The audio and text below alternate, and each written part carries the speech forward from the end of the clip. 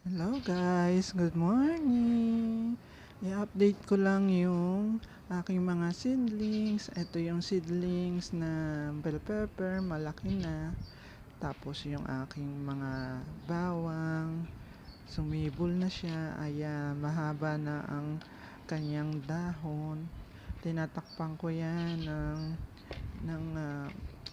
plastic na bottle kasi maraming ibon dito, baka tukain. Ayan, pati na rin yung aking mga ah, cherry tomato, mahaba na siya. Ayan, tinakpan ko muna para hindi tukain ng ibon. Marami kasing ibon na dumadapo dyan sa terrace. Tapos yung aking seedlings na bell pepper, tapos yung aking mga okra, itatanim ko na yun, itatransplant ko na yan. Tapos yung cherry tomato ulit, malaki na.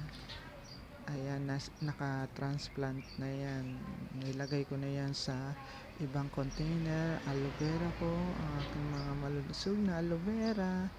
Tapos yung aking mga bell pepper, namumulaklak na yan. At ang aking seedling na tomato.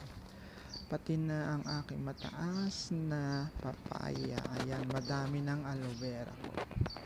Bye!